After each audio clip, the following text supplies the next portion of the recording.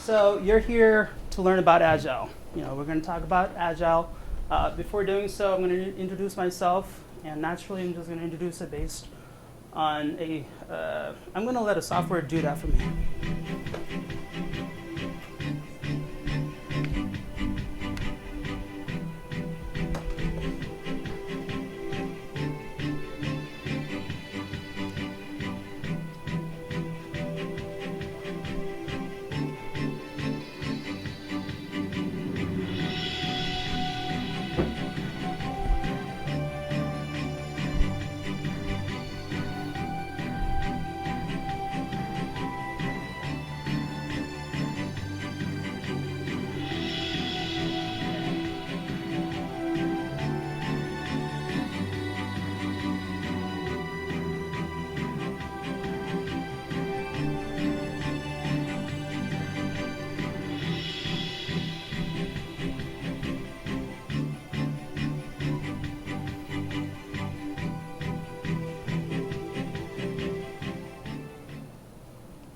Pretty cool, huh? Let the software introduce yourself.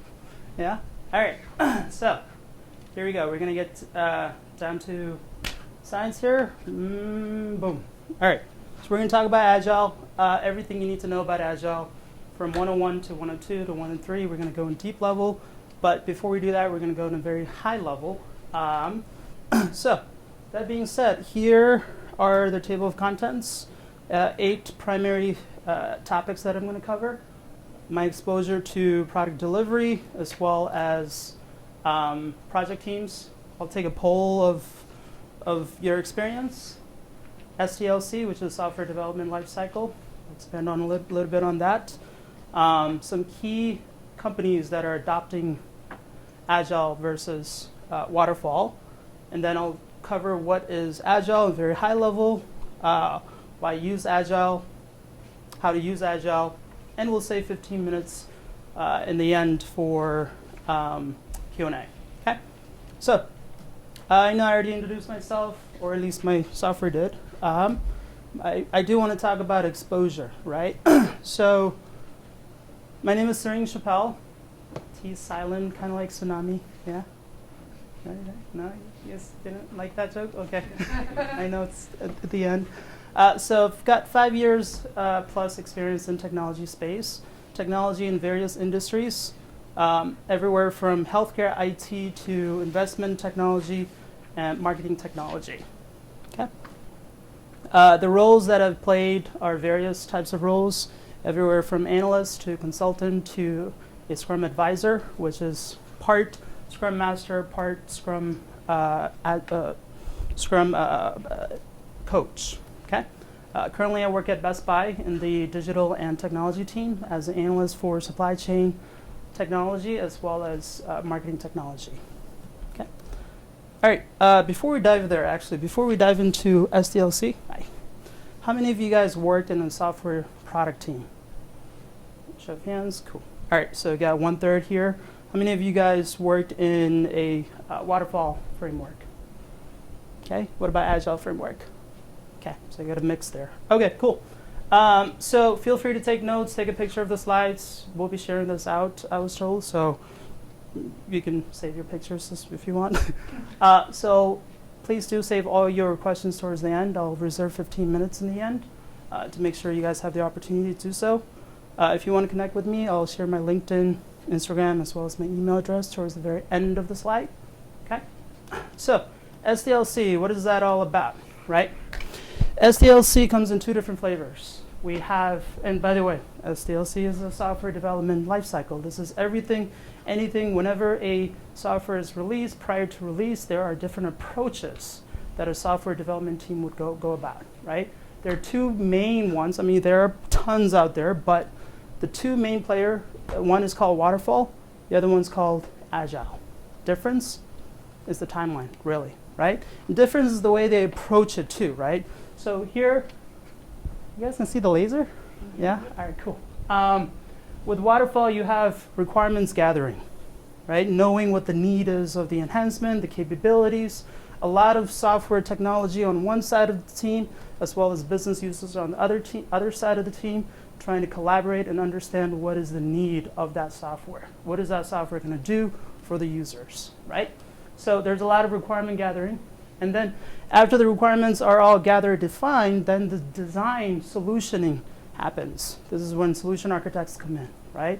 Let me step back a little bit. Requirements, primarily business analysts would do all that work. Design would be solution architects, primarily, right? Then you have development, which is the developers would start coding in all the back-end, front-end configuration, all that good stuff. Testing team comes in, two different flavors of testing. You have the quality testers as well as user acceptance, right? And quality testers are primarily checking for all the functional side of the data, all the back-end stuff, whereas the user acceptance is primarily from the front-end side, right? Is it functioning the way it should work? Is it working? Is it not working? Then you have deployment pod, which are DevOps, right? You have those folks who are going to release those codes out from lower environments, which is like a practice environment where all the codes go in. Then it goes into production, where the actual users can test run it. Notice the waterfall, and towards the end, there's a big outcome, or they call it a big bang, right? They're boom. Here's the new software for you guys. Go play with it. Have fun. Notice the timeline, right? It's going to take 6 months minimum, all the way to 2 years, even 5 years sometimes. Notice the way Agile is working, right? They take the same concept here, but in a very short sprint. Keyword, sprint means short term, or at least 1 to 4 weeks. 4 weeks is maximum, right? At this point in time, they're doing this team here. And by the way, this here, project team. This here, product team. Why? Because this product team will do exactly the same thing that's happening here in the waterfall, faster, and they deliver a small enhancement, a small new capabilities, bug fixes, performance improvement, whatever it is. There's a small cumulative outcome here. Guess what? After those 4 weeks, they're going to do the same thing, deliver. Same thing, deliver. Okay? But notice how they're delivering bite size at a time. So if you're looking at, oh, wait, Sarang, that's, this is confusing. What's the analogy behind it, right? Think of, well, the way I see it, think of waterfall as a space shuttle, right? To launch a space shuttle is very expensive. It takes a lot of effort, a lot of resources. And if you do launch it, once or twice a year, it might fail, right? There's a high risk of failure where it doesn't land the way it should be, right? Whereas Agile, it's like an airplane. Airplane, every day they fly. How many times do they fly? I don't know. You can't count them, right? They're just flying everywhere. This is the way, think of this like an airplane, just flying to different stops, delivering people out, putting people in, flying to another destination, so forth. This is a space shuttle. Make sense? Okay.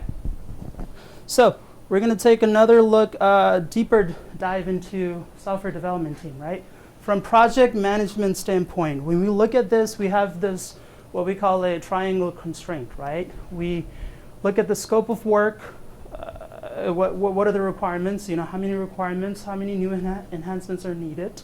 We look at the resources in terms of, do we need 2 BAs, 2 business analysts? Do we need more testers? Do we need more developers? These are all resources. Time is a commitment that the technology team will deliver based on the business need. For traditional, AKA waterfall, right, what is fixed is the scope. Business users might say, hey, we need 5 new capabilities. That's fixed. And the project team here knows that those 5 will be delivered.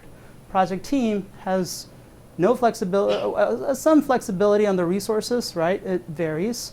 Time varies as well. Sometimes they might deliver a little bit early, sometimes not so much. They might delay. So there's that risk. But notice in the center, it's plan driven, right? Project team and the business team knows scope is fixed. Resources and time are not. Look at Agile, totally opposite, right? What is flexible is resources. What does that mean?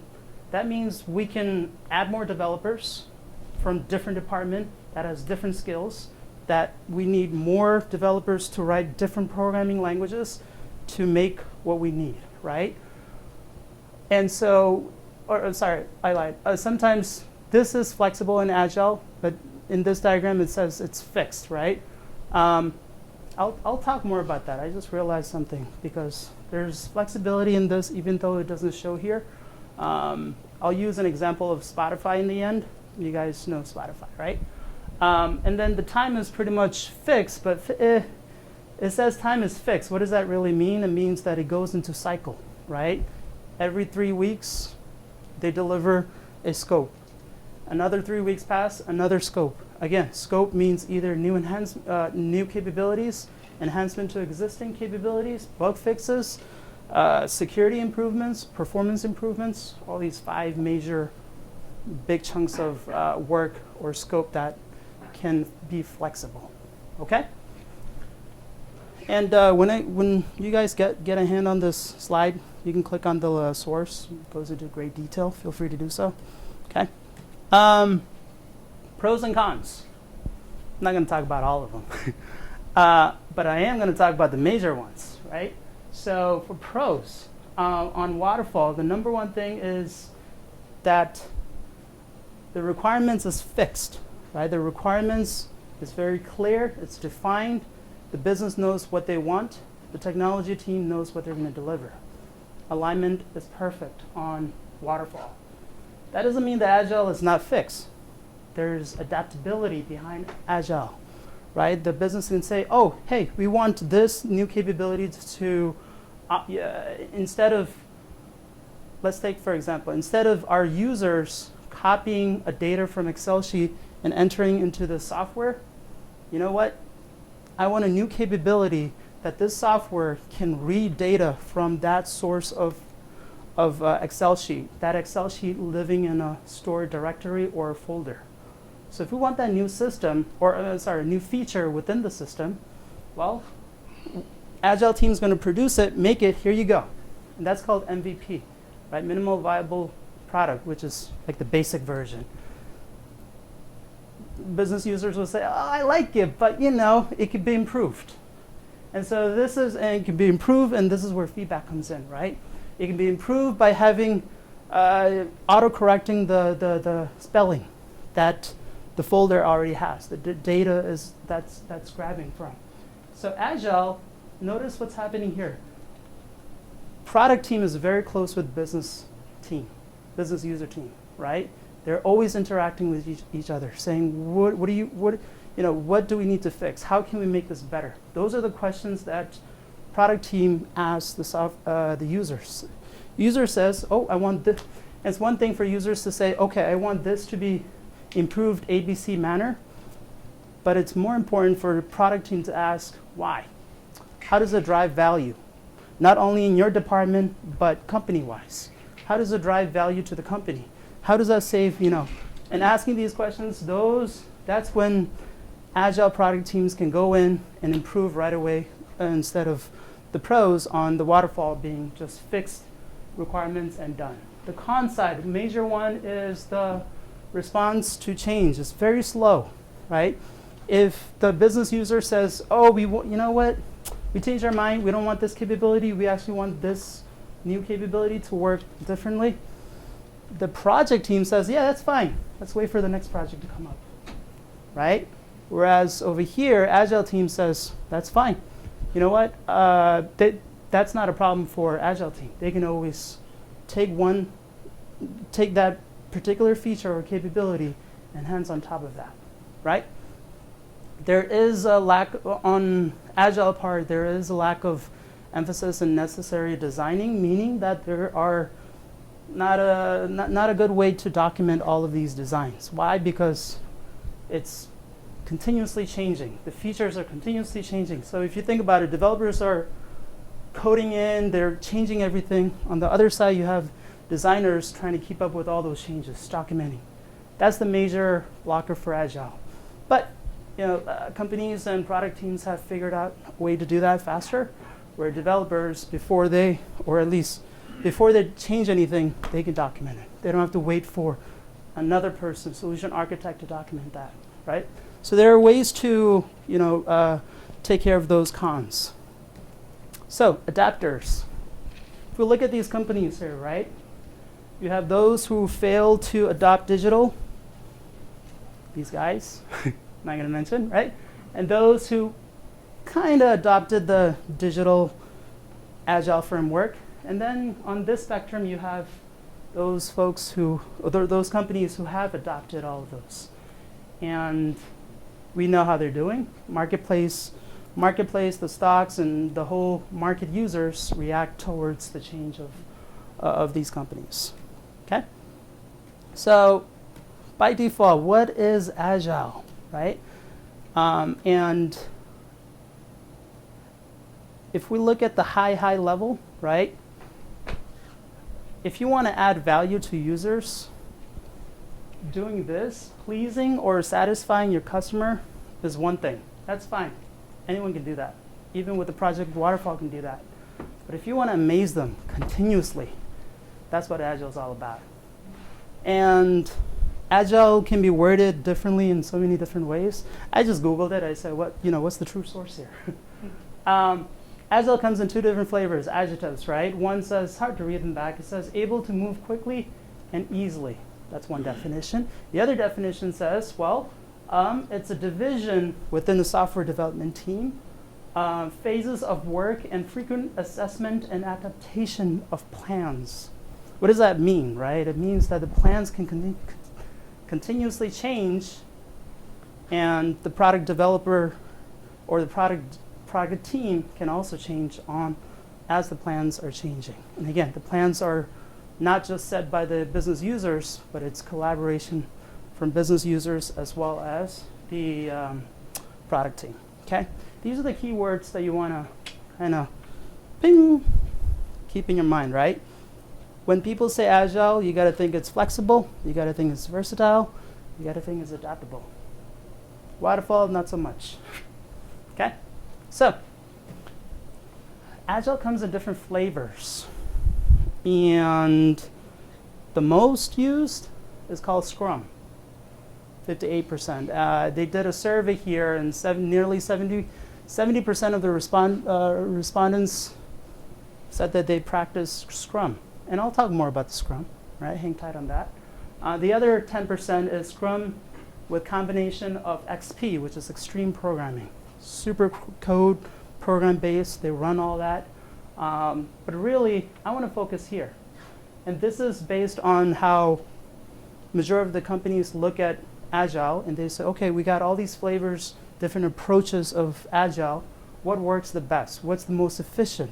What's cost effective, right? All these value-based questions they're going to ask, they decided, Scrum is the best approach, and that is the most favored one. And I'll talk more about that.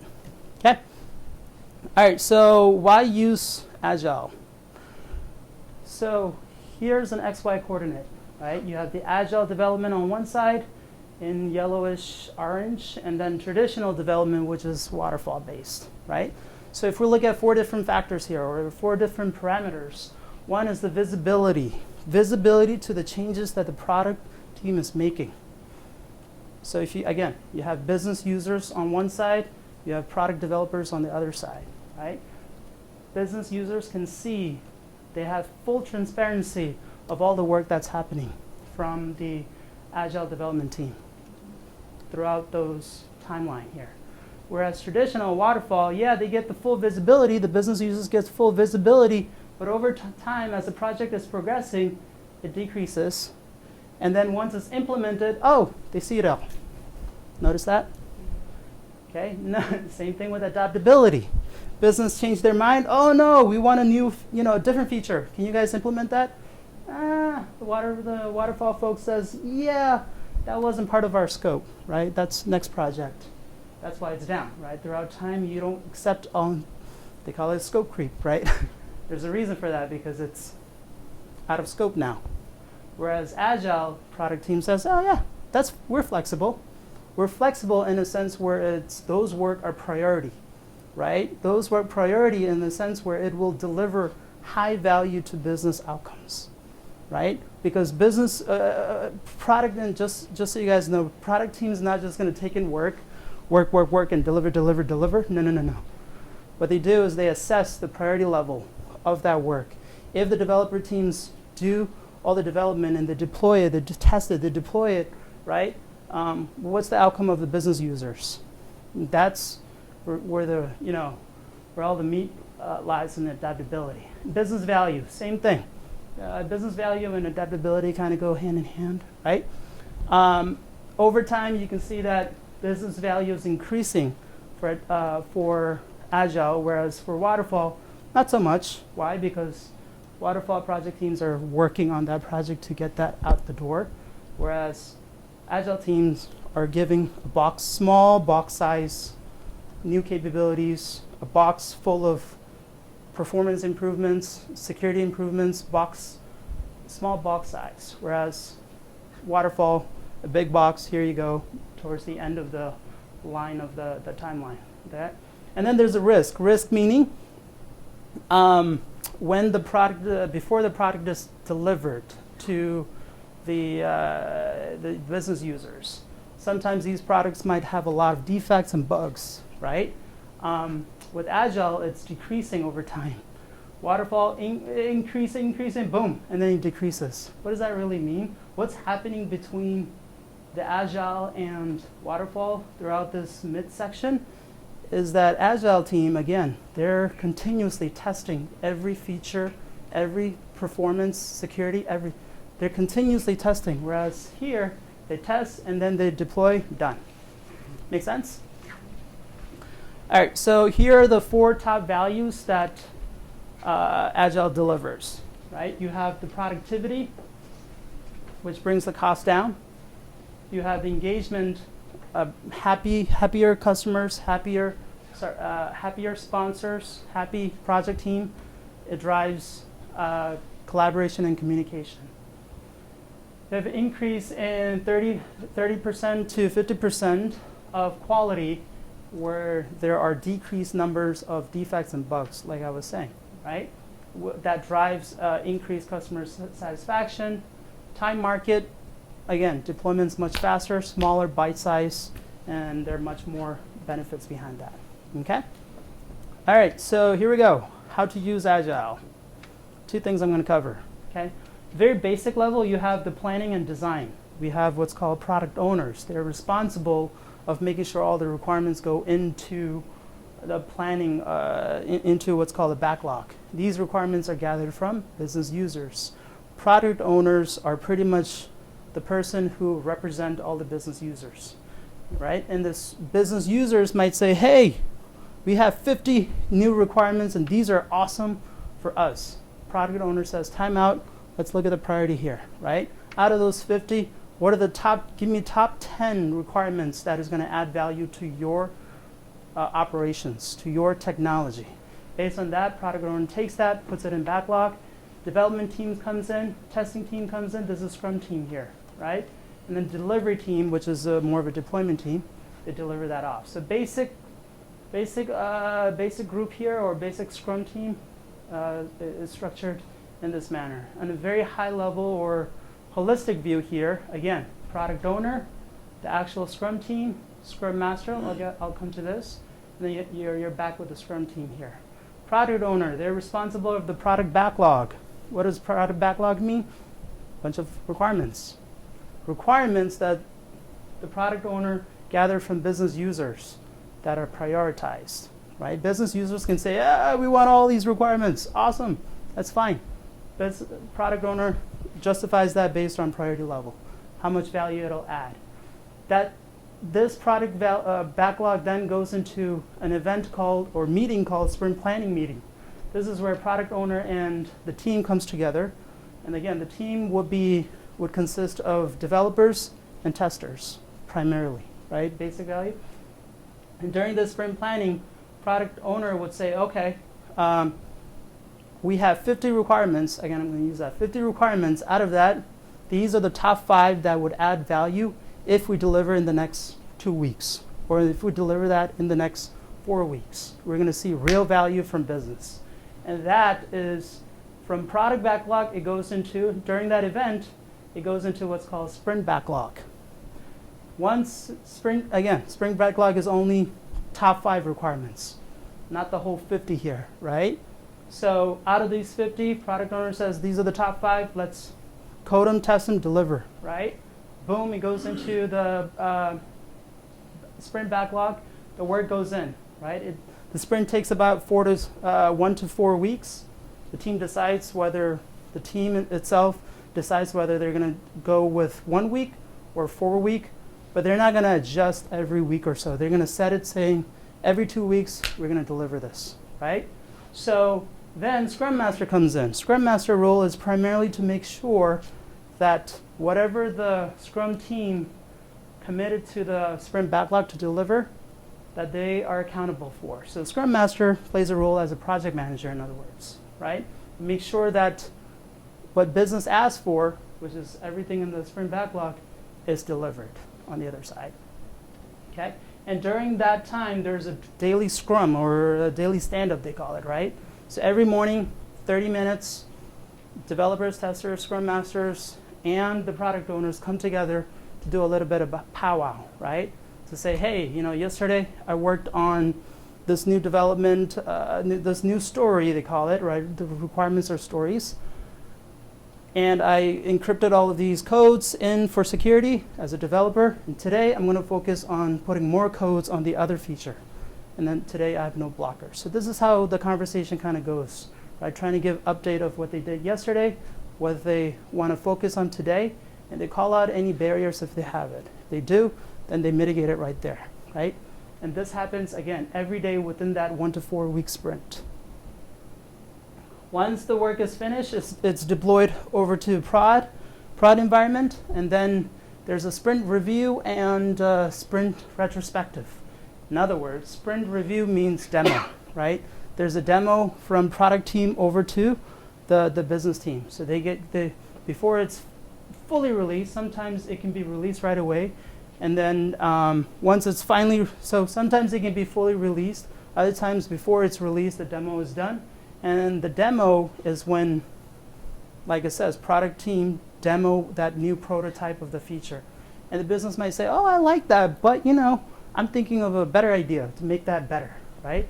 And there's a feedback, collaboration, communication going on between the business and technology team. Okay, retrospective is when the Scrum Master talks to all the Scrum team to how to improve better for the next sprint, right? What they did well on the past sprint, how they worked together, what they could improve next time, and then they take on all the action items to improve on, okay? All right, so I'll try to go fast here. Here's an example. Sorry, how am I doing on time here? Okay, not too bad, huh? 4. Sorry, 1 second. I'm just gonna check my time check here. Oh, 4:30, good, okay, I have time. So here's an example of Agile at large scale, Spotify, right? A lot of things going on here, I'll explain.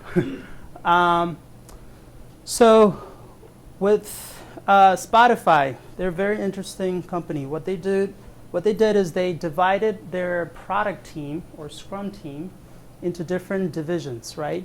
This particular Scrum team will focus on the panel side of enhancements, bug enhancements, anything that's related to this particular panel, new enhancement that they need to add, fix those, performance improvements, security improvements, whatever it is, they focus on that.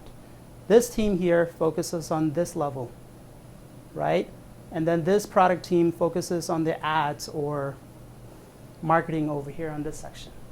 You have another team working on the apps alone. So what does that mean on a big scale, right? I mean, you have multiple product teams working on multiple areas of that audio device. In a very large scale, they have a funny term here called tribes. Really, when you look at it, this is, think of the squad as in Scrum team, right? You have the product owner, PO, front office developer, back office developer, QA, which is quality assurance testers, Scrum masters. So in a Scrum team, like I said, these are the primary players. Sometimes you'll have meetings or sessions among all the Scrum Masters on this level. They call that a chapter. But really, all the Scrum Masters will come together and say, hey, this process works great in our team. This doesn't. How are you guys, we're having this challenge.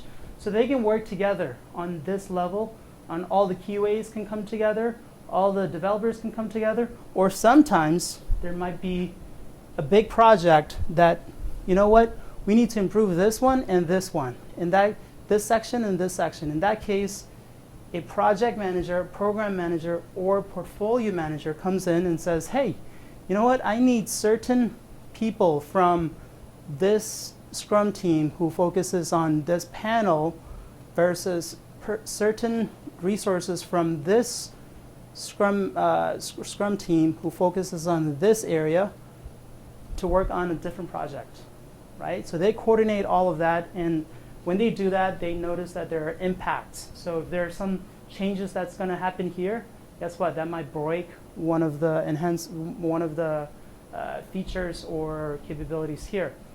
Likewise, on the bottom section as well. If there's a fix on the bottom section, it might break the panel. In that case, guess what? A project manager, program manager, or portfolio manager comes in and says, hey, you know what? Before it breaks any of these sections, let's gather together, right? We want certain number of people, and this right here is a web technology, for example. They'll gather all of these resources together to focus on making sure that it doesn't break. Okay, so this is on a very large scale. Various large scale companies do this work. Okay, and if you're curious, objectively speaking, there are multiple tools that you guys can use and explore. Subjectively speaking, meaning that I actually used it, tested, and said, well, it's not bad, right? Trello is for small companies. It's free, by the way. You can even, I use it for home improvements, right? Think about it, right? I need to get painting done. I need to get my carpet done. I can't do it at the same time, right? I'll use a Trello to say, you know what? I'll schedule the painting on this day. It's going to be on one board, and then the carpet is going to be on another day. There's that planning perspective, right? And then again, I'm playing as a product owner. I'm playing part as a Scrum Master. And then from development side, I can't really, if I can paint, I can paint, but I can get a contractor to do the carpeting area, right? So there's that part of scale. Small scale, Trello, Asana for medium-based companies. Large is Jira. Best Buy uses this. This is an interesting company, by the way. They are based in Australia, and their mother company is called Atlassian. And they don't only deliver agile product management for only moving different stories or requirements, but they also provide different platforms for documentation. Right? Remember how I said, hey, you know what? As a developer, you don't have to wait for a solution designer to start documenting what you should be doing. Versus as a developer, you can just document what you're about to do, what changes you're about to do, document all that, make the changes, take some screenshots, put it back, done, right? Because if another developer needs to come in, they can rely on that documentation, continue the work. Okay? All right, so these are my top recommendations. Feel free to Google them, I guess, yeah? Okay, so I'm going to open for Q&A. And before I do that, oh yeah, here's a LinkedIn information. If you want my email address, feel free to contact me. Instagram, Mr.Chappelle. Any Q&A? Any questions? Is that too much? Yes. I have a question. Yeah. Go ahead. Sure. Yeah, my question is around, right, my team does project work, like consulting work, and one of the challenges we face is we want to be agile, but at the same time, we have to scope projects, and, because they have to be scoped to figure out the financial impact, right? So how do you marry those two together, I guess? Yeah, that's a really good question. So I would give that answer with an example of how Best Buy did it, right? within Best Buy team, we used to have two different departments. One was digital, which focused on .com, everything related online, and then digital, and then technology, or IT, which was primarily for enterprise, corporation, and whatnot. We married them together. Right? When we did that, we realized, hey, wait a minute, digital team, highly adopted Agile. They were lean as they can be. Enterprise, not so much, right? But enterprise is going into Agile mode, and so there's that factor of, okay, well, enterprise is practicing with the funding process model, and then digital, they have that process as well, but they're different, right? So when you have those type of, is it project or product? What I would answer for that is use more of a hybrid approach first, because you're in the transformation phase right now. When you're trying to consider, okay, how's the funding going to work versus how's the delivery going to work? Because funding equals resources, right? Because what you're really trying to fund is the resources to work on those work that you want to deliver out. And so if you can manage to adjust or be flexible with the types of resources that you want to hire, then I would focus on that, because the delivery. Because again, the three triangle constraint that I showed you, right? You have some, even though resources may be fixed, you can always adjust, because Agile is not just delivery, but also you're, from project management standpoint, you're also adjusting the resources as well, which equals the budget. That makes sense. Yeah, it does. The thing that, the trap we run into is we kind of scope and sell the projects as if they were waterfall, but then we work on them as Agile, but then you run into this problem where it could be a never-ending process in Agile, and where do you draw the Yeah, line? that's a really good question. That all goes back to expectation management, right? With the users and who your customers or clients may be, right? To say, okay, we have 1 year. Let's say, for example, within this year, let me see all of your 50 requirements. We can commit to, say, top 30, right, within 1 year, but the other 20 that are not high priority may or may not make it, right? So in that case, you're kind of playing with the time, you're playing with the scope, and you're at the same time, you're above all that, you're laying the expectation with business, saying, with Agile, not only are we flexible with all the work we're doing, but we expect you to be flexible as well, right? So there's that. I totally understand that pain, and we've had that pain before.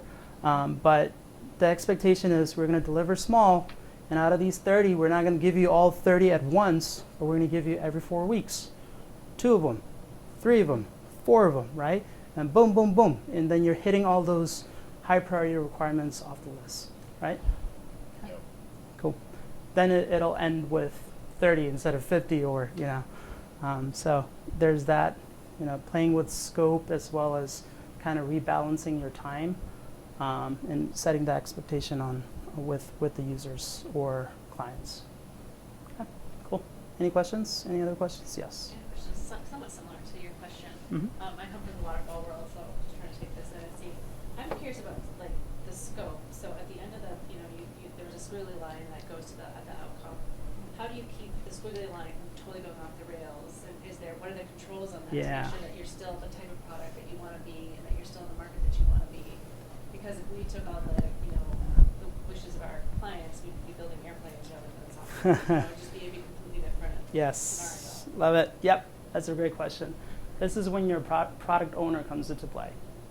Product owner not only represents the business users and their requirements, list of requirements, but they also consider the work that the software team is going to deliver, so right? There is an overall vision of what the product should be, and ultimately what problems it should address.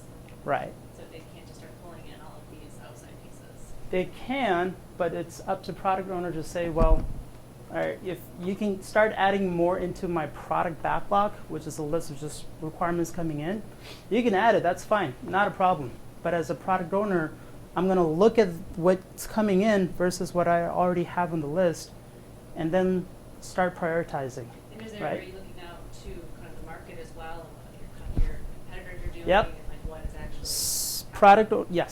Yes to all that. So as a product owner, you're not just looking at the value that's going to drive that user group, but objectively as well, right?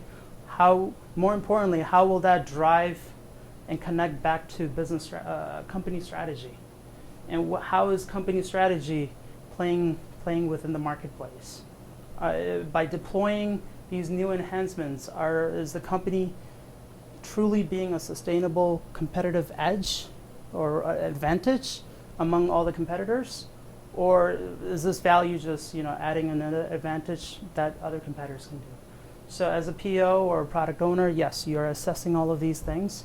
And I mean, they can continuously get it, but they are assessing the marketplace, the company strategy, and how it lines up with the division or department as well. And then it seems like the customer side would also have to have a full-time employee that manages that relationship too. Yes. So it's not like free for that company just to be invested in the software. They have to have resources that are committed to collaborating as well. Yep, that's a really good question. So let's say, for example, you have business user groups of 300 people. At Best Buy we do, right? 300 people who use one software. Okay, and this software is super robust. We always customize it. We always make it as fast as possible, secure as possible. And we're not going to take all the ideas from 300 people. No. We have about top 10 super users, or AKA administrators. They are the ones who work with all those 300 business users, gather their ideas, they do their analysis, they then work with the PO, product owner, right? Because again, if you talk to 300, if you're going to talk to 300 business users, so you're going to have, I don't know, times 2, 600 ideas coming in, and there's no way to manage that. And yes, there's that filter of ideas going in from 300 to top 10 super users or the administrators, and they work with the product owners say, okay, we have 600 requirements, not all of them add value, at least what we think, and that makes sense to us. But out of those 600, these are 50 that will add value. And based on that, this is where product owner and the administrators or super users, assess the overall scope of work. Yes. From your perspective, what things do you see that differentiate Agile teams that are successful and do well versus Agile teams that struggle? Yeah, that's a great question. I've been recently working on improving one of our Scrum team, and the biggest challenge is making sure everybody can be on the same page on the same time. What I mean by that is Scrum, sometimes you have Scrum team that has developers here on site at Best Buy and then offshore in India. We have 9 a.m. meeting. Guess what? It's nighttime over there. They're about to go sleep, right? And then when it's 9 a.m. over there, we're about to go sleep. So there's that time challenge. That's the biggest factor that I see that we're trying to resolve. I know some other companies have already mastered this, saying, hey, you know what? You guys work nighttime during our daytime. That's going to be your kind of shift to be working hours. And they're okay with that and whatnot. But primarily the time difference is the biggest challenge that we're seeing. And not just developers. We also have testers in the Philippines. And so their time is different than ours, obviously. And so we have Scrum team that have already mastered on how to delegate or mitigate that issue by having actual, say, for example, test lead on site that will that will communicate overnight with the offshore team and then give updates in the morning for our Scrum team on site. Right? So we are working on that path to relieve that pain. It's been working so far so good. There are certain teams that don't have dev leads or test leads on site. That's where the challenge kind of comes in. Okay. Any other questions? Yes. When we get a business to stop trying to want to put a date on like the MVP or version of one on a product? Yeah, that's so the question is, how do we put a fixed date for MVP, right? There's not really a way to do that, right? To be honest, here's the thing, right? This is where the whole change management comes into play, right? Like, the technology team, they're embracing Agile. We want to deliver fast, we want to deliver small, we want to deliver quality work, right? We're in that mindset, we're in that train, on that plane. On the other side, you have business folks saying, we want a space shuttle. Well, hold on, right? So currently, at least the marketplace right now is trying to understand, okay, Agile is working for technology team. We also expect the business to kind of, sync in with that level of information. And this is where it goes back to that triangle again, right? Is the timeline fixed, or is it variable? Would it vary, right? So with Agile, it varies, right? And this is where the change of mindset comes into play for business users to say, okay, you know what, MVP can be delivered in the next 4 weeks, sprint 1. Or if there are other pressing or high priority new items coming in, then you know what, I can wait for another 4 weeks. That's fine, right? So bottom line to answer that question is to go back to that business user and say, okay, if we put a fixed date on that MVP, how's that going to deliver value, right? That's the number one question you should ask. Why? Why do you want this MVP on that date? What's gonna happen, right? If I don't deliver on that date, if the business can come back with saying, well, it's going to add this value, that value, quantify it. How is that going to quantify with numbers, dollar value, time value? How is that going to save? How is that going to grow, right? All of these are where you need to start asking questions back to them of why. Why do you want to fix that date? And then if they can give you a solid answer, all right, well, you know what? the development team now knows, hey, we need an MVP on that date. All the other work kind of stops or freezes. We need to deliver that. Boom. Makes sense? And then it goes back high priority. And that's when, again, product owner comes into play saying, yeah, it's priority or it's not priority. Okay? I've had in the past that situation, and then in those cases, basically having the hard conversation of like, all right, if you're putting a time constraint on an MVP, and we talked about these features, this is out. I can't do this. I can't do this. I can't do this in this time frame. So yeah, it's think of it like a cash flow, right? What's coming in, what's going out, and if that MVP is going to come in, what am I going to reduce? Well, what's going to come out from that, right? Is it going to deliver high value with that MVP versus all the other work, or not? If not, then well, we have to be flexible either way, right? Cool. Any other questions? No? If you guys don't mind, I'm going to take a picture. You guys have been awesome. Yeah, is that cool? You want us to come closer? You guys want to come closer? Yeah, I love this. You guys are awesome. Yeah, just like. Are we all in the picture? Yes. Come on, come closer. There you go. Oh, wait, I gotta be in there. Yeah, there you go. One more. There you go. Yeah. You guys are awesome. I was expecting like 60, but you guys are like 60. Thank you.